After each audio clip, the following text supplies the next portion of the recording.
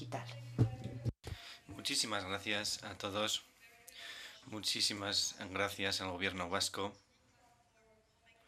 y, y por invitarme a venir aquí. Es difícil estar en el tercer día porque estoy llena de diferentes pensamientos, ideas que quiero llevar a casa. Ayer por la tarde me preguntaba qué es lo que qué más se puede decir porque hemos aprendido ya un montón. Dicho esto, voy a intentar hablar del trabajo que hemos ido realizando durante los últimos años en colaboración con la Comisión Europea y en Dinamarca.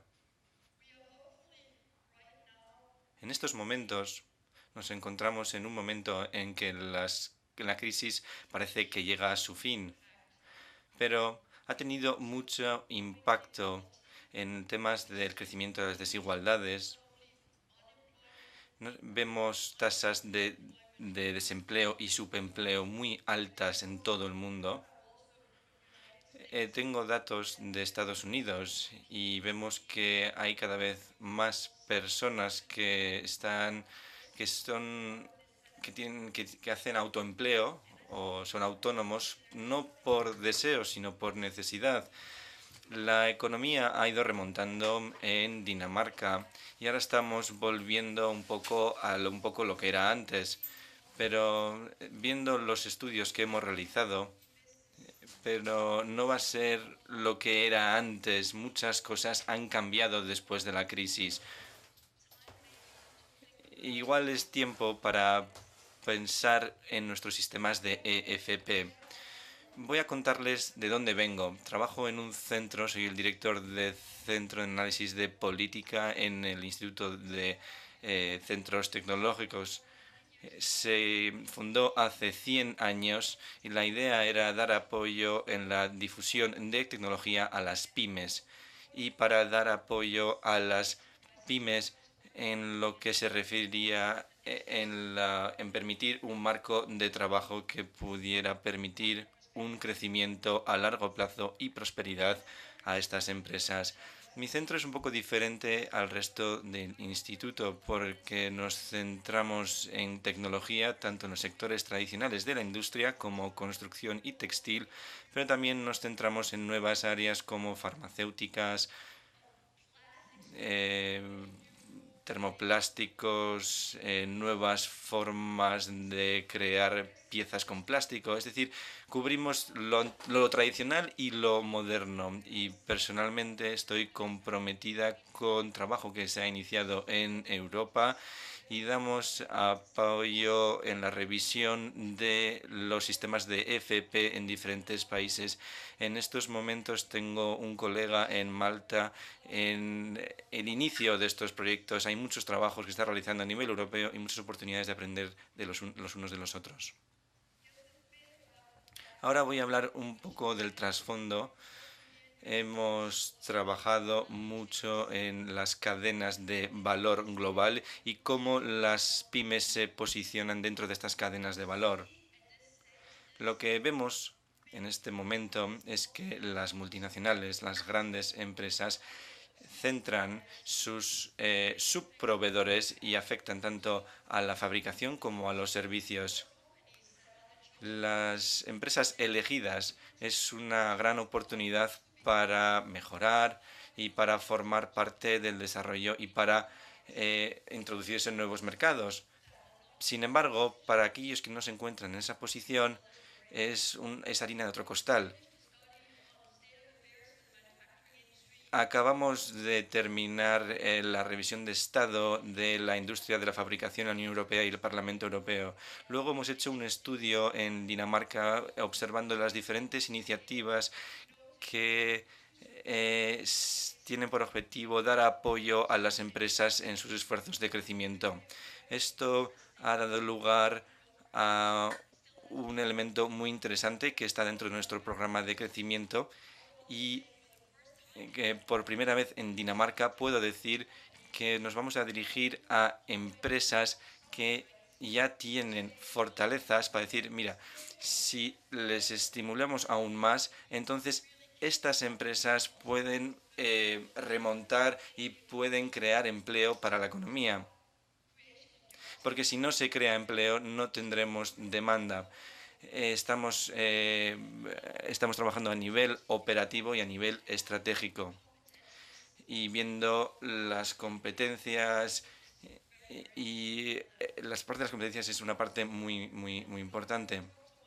En esta conferencia luego está el índice PIAC, que mide la competencia de los adultos, que es muy importante desde el punto de vista de tecnología de las competencias tecnológicas, y vemos unas desigualdades en términos de la capacidad de explotar estas tecnologías, porque hay mucha gente que no puede solucionar problemas muy sencillos en un entorno digital. No es algo...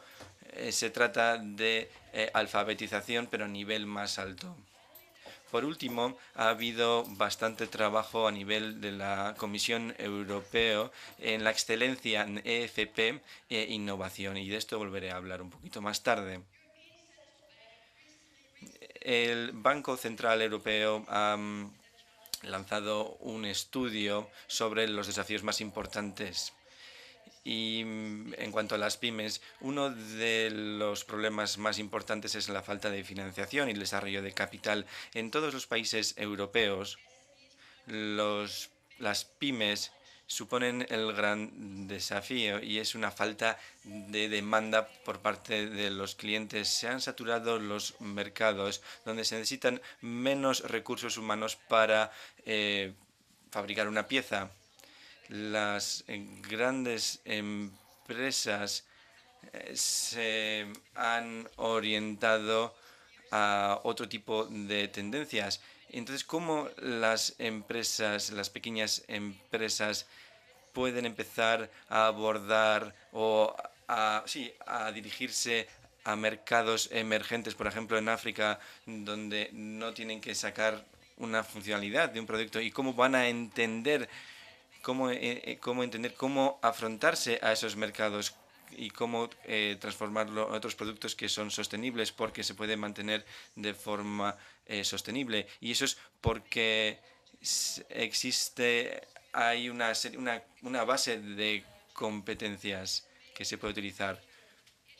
Esto constituye un desafío muy importante, y es interesante que la Comisión Europea, la OCDE y el Banco Mundial, así como el Foro Económico Mundial, vean las oportunidades de una innovación inclusiva como motor o tractor de crecimiento a largo plazo, y algo que va a tener muchas consecuencias en términos de cómo pensamos y diseñamos estas políticas. Algo que me sorprende: es importante aumentar la base de cualificaciones. Estamos completamente de acuerdo, pero lo que vemos también es existen limitaciones en las políticas. Hemos oído al orador anterior hablando de las diferencias entre los líderes de innovación y los que van más atrás. Existe una relación muy potente entre una demanda baja de cualificaciones, una mala organización de prácticas y falta de creación de empleo. Si necesitamos buscar el equilibrio en las políticas y cómo podemos estimular esa demanda en las empresas para se aprovechen mejor las cualificaciones, porque esto supone un gran riesgo para el individuo. Esto supone un riesgo también para la empresa, es decir, invertimos en una serie de cualificaciones, pero si no utilizan, siempre lo repetimos. Yo creo que los sistemas de FP y las instituciones pueden desempeñar un papel muy importante en buscar este equilibrio entre la demanda de cualificaciones y la oferta de cualificaciones, pero requiere más especialización y requiere también que no hablemos de las necesidades de cualificaciones y problemas de las cualificaciones. Las empresas no tienen problemas de cualificaciones, las empresas tienen problemas de empresa. A veces no buscan problemas de cualificación, y a veces es la combinación. Yo creo que el EFP puede desempeñar un papel muy importante. Uno de los problemas en Europa es que el mercado de las pymes o de apoyo a las pymes no es un mercado en sí, sino que se basa mucho in situ, de forma que no hay una forma sistemática de cómo podemos desarrollar servicios que marcan una diferencia. Así que el primer aspecto es que pensar el papel del EFP dentro del desarrollo económico y la innovación. Creo que lo que se ha conseguido aquí en el País Vasco es de sumo interés. Por ejemplo, el papel que tiene técnica, porque ellos también hacen formación de formadores. No solamente se trata de pedagogía, es algo que decimos mucho en mi país, sino que incluyan la parte de pedagogía y la parte de tecnología y que esté todo integrado, pedagogía y técnica. En los centros de formación profesional en Estados Unidos se ha reconocido cuáles son las partes más importantes. Cuando nosotros hicimos el trabajo con la Comisión Europea, hicimos un estudio y fue sorprendente para los diferentes organismos involucrados, aparte de los institutos de ciencias aplicadas, no lo ven como una parte importante dentro del desarrollo económico. El EFP desempeña un papel muy importante, no solamente a nivel institucional, sino requiere también una coordinación política a nivel local, regional, nacional y supranacional. Por eso ha sido muy interesante oír hablar de las pymes y la importancia de las pymes. Por otro lado, vemos el papel no reconocido del trabajador cualificado en la innovación de las pymes. Durante los últimos 2 años hemos estado realizando 300 casos prácticos a nivel europeo. Hemos ido a los talleres, no solamente haciendo entrevistas, sino observando qué es lo que hace un trabajador cualificado en el taller. Lo interesante es que innovan. ¿Y cómo innovan? Haciendo, interactuando, utilizando procesos. Esto es una fortaleza. Utilizan, eh, se ve la fabricación como un coste y yo empiezo a ver el taller como se ve como una fuente de innovación y no como un coste. Y esto pues, da un muy buen posicionamiento al trabajador cualificado y también da mucho poder al EFP. Os voy a contar una anécdota de una empresa en Dinamarca que ganó un contrato para producir unas piezas muy sofisticadas a un país extranjero. Y vino a la televisión porque era un contrato muy grande. Y vamos a ver el departamento de I+D. El director de la empresa, una empresa de 30 personas, y ven aquí, y este es el taller, son mis trabajadores cualificados, ellos son los que han entendido lo que quieren ser, lo que van a ser la siguiente generación de camas inteligentes en el mundo porque ellos conocían la problemática. Este tipo de innovación desde la base es muy importante y puede recibir, digamos, un apoyo. Esa excelencia es lo que buscamos. Tiene que haber una serie de permeabilidad para llegar a niveles más altos y permeabilidad entre EFP y educación superior. La excelencia de la AFP tiene que pensar en la práctica, ser excelentes en la práctica. No queremos que se eduquen todos fuera de la AFP. En Dinamarca tenemos problemas en fabricación, no tenemos suficientes titulados cualificados. ¿Qué es la excelencia? La excelencia es llevar la innovación incluso más allá y de esto hablaré un poco más tarde.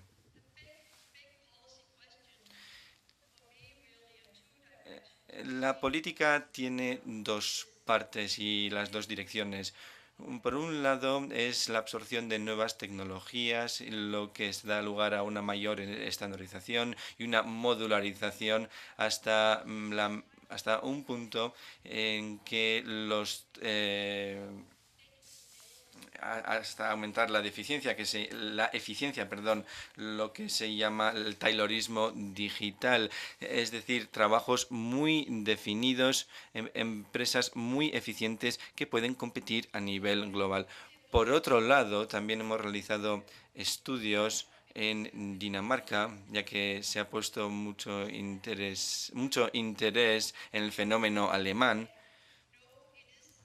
Mm, Es algo que no solamente ocurría en Alemania, tenemos el mismo tipo de empresas familiares que tienen un mercado nicho global y son tan rentables como las empresas alemanas.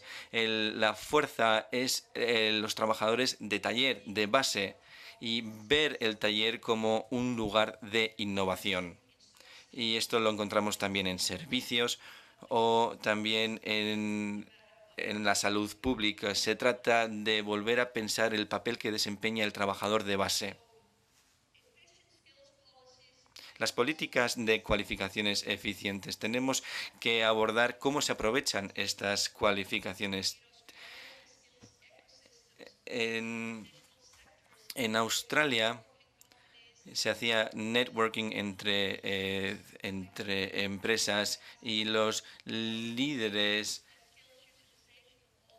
trataban de que se aprovecharan mucho mejor las cualificaciones. En Estados Unidos vemos el papel que desempeñan los centros de FP o los centros en otras partes del mundo, es decir, dar una oportunidad práctica y también aprender a través de hacer las cosas y a través de invertir en nuevas tecnologías. Esto tiene que tener un seguimiento con mejorar las cualificaciones. Los sistemas de FP en Europa están muy vinculadas con los sistemas de aprendizaje. ¿Pueden pasar de proveedores de formación a unos servicios integrados en las pymes? Yo creo que sí, que se puede integrar. En los fondos estructurales hay muchas oportunidades para realizar este desarrollo aún más. En estos momentos existen muchos programas que tienen por objetivo mejorar las cualificaciones de la mano de obra futura y algunos programas que unen la organización de trabajo y el aprovechamiento de estas cualificaciones. Finlandia tenía algunos programas que pueden servir de ejemplo y que se han trasladado a otros países.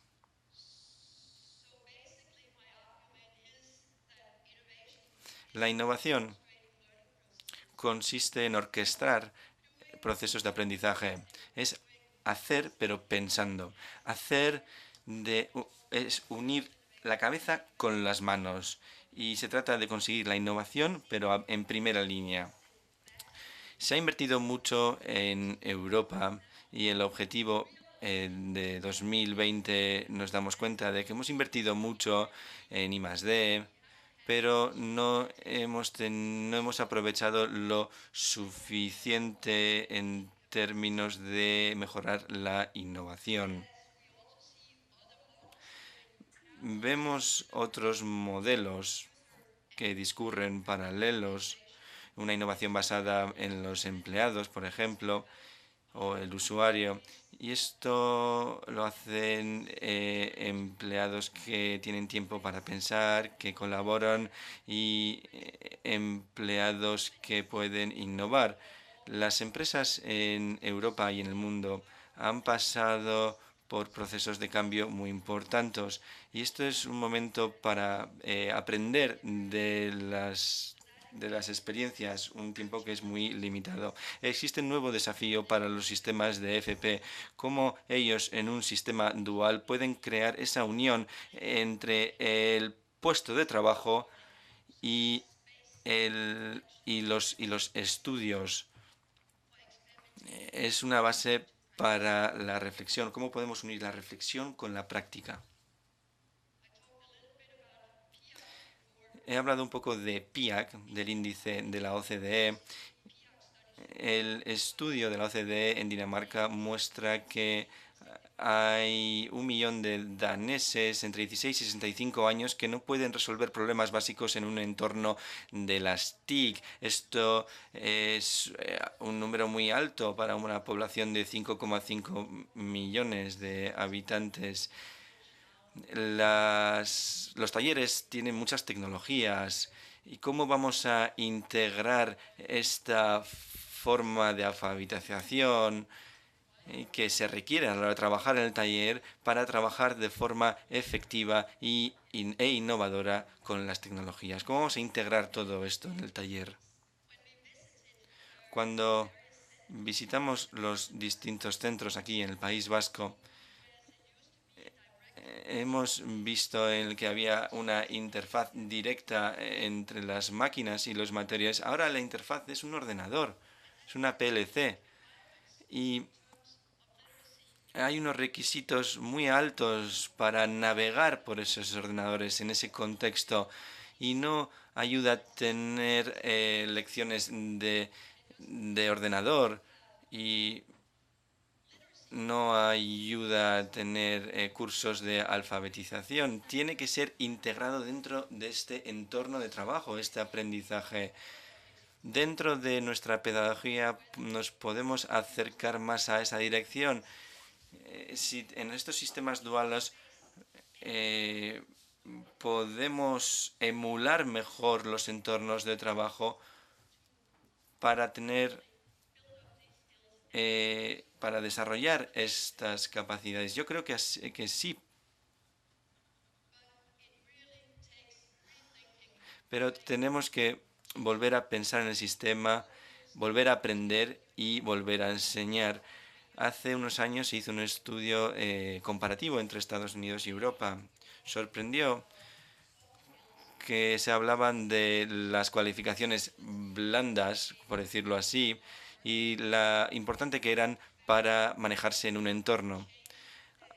Había muy poca gente que había cambiado sus formas de enseñar. Es como cuando yo aprendí a nadar. Primero teníamos que nadar, teníamos que hacerlo antes de la piscina, o sea, en tierra, antes de meternos en la piscina. Y hay muchas cosas que se aprenden en el agua y no se pueden aprender fuera del agua si queremos aprender a nadar. El aprovechamiento de las cualificaciones puede formar parte de una estructura de apoyo de negocios más amplio y puede ayudar también a la cooperación horizontal y vertical dentro de un sistema de innovación. Se puede mejorar tanto a nivel horizontal como a nivel vertical en términos de cooperación. Una forma de mejorar el aprovechamiento de las cualificaciones es trabajar con las empresas para hacer una planificación estratégica. Es decir, ir a las empresas que lo hacen bien y que se han especializado. No se puede hacer estos de otra manera. Estas instituciones que lo hacen bien se han centrado en estas cadenas de valor y no entendemos muy bien estas cadenas de valor y lo que supone a la hora de diseñar una política. Pero lo que sí podemos ver donde la cadena de valor ha sido un concepto en cuanto a las demandas de cualificaciones, esto conduce a una mejora de la cadena de valor.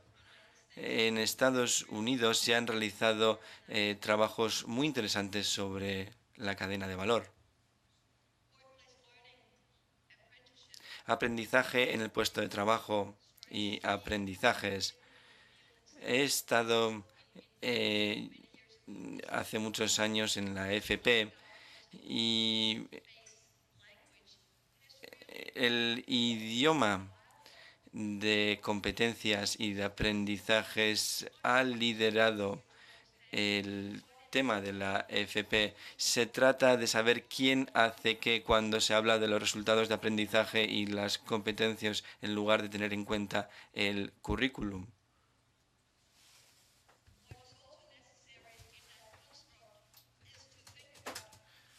Lo que es también importante es cómo se puede integrar lo que se aprende, digamos, en el centro de formación profesional y lo que se aprende en el puesto de trabajo. El que aprende puede ser un portador y un puente entre esos dos espacios. Lo que he visto en mi país, donde tenemos este sistema de aprendizaje, es que es muy importante, si queremos mejorar estos sistemas, es dar apoyo a las empresas.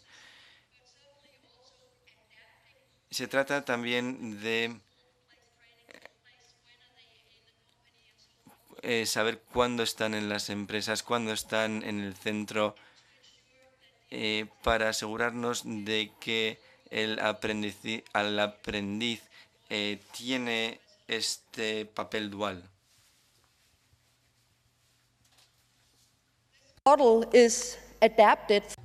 Este modelo lo he adaptado de algo que aprendí en Singapur, pero es un modelo que yo creo que podemos desarrollar aún más en el sistema de la EFP. En muchos lugares hemos implantado el aprendizaje basado en proyectos, pero es un tipo de aprendizaje sin que los proyectos sean auténticos, sean reales. En muchas empresas hay ideas para proyectos, pero no tienen los recursos para realizar dichos proyectos por la razón que sea. Y son esos proyectos que nos ofrecen las oportunidades más ricas para el aprendizaje. De hecho, yo he visto centros utilizando este método y integrándolo en su currículum, pero a veces no se puede hacer eso en la empresa. En la empresa es difícil experimentar, es difícil plantear preguntas y probar distintas soluciones antes de pasar al modo final de la solución. Sin embargo, las tecnologías digitales nos ofrecen enormes posibilidades de probar soluciones y emular lo que ocurre en el taller. Asimismo, he visto que los alumnos con dificultades, con terminología abstracta relacionada con la innovación, cómo estos alumnos pueden diseñar artefactos para una solución para la vida real. Parece que repentinamente nos damos cuenta de qué significa ser un trabajador cualificado y con talento. Este es un círculo que podemos ampliar aún más en nuestro sistema de EFP. Y eso debería ser nuestro objetivo si va a formar parte de la innovación. Así que la relevancia para el mundo real es un criterio y el trabajo en los problemas mal definidos, porque muchos de los problemas en la vida real no están bien definidos, son muy complejos y requieren capacidades de distintos campos. No tiene sentido si yo creo la bomba más avanzada del mundo si no existe nadie para reparar dicha bomba después cuando yo vendo este producto a un país determinado. Así que hay que trabajar con clientes reales, diseñando productos reales.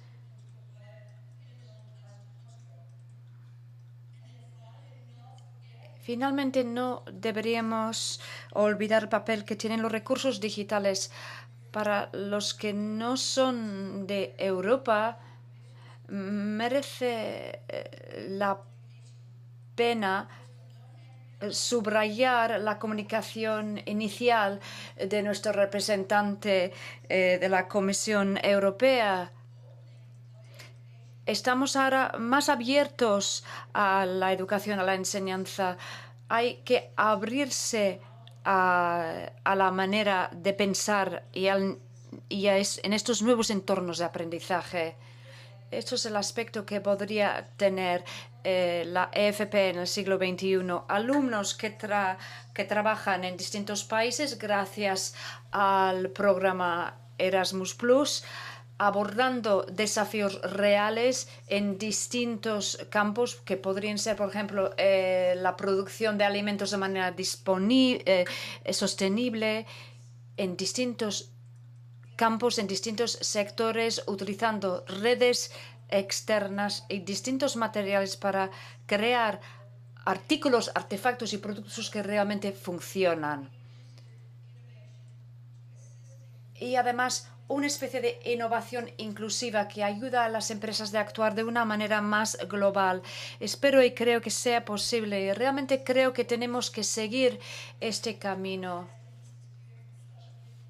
porque tenemos que resolver nuestros problemas no a través de más marketing, sino a través de repensar los cimientos de la empresa y qué significan las empresas. Muchísimas gracias y gracias por haberme invitado.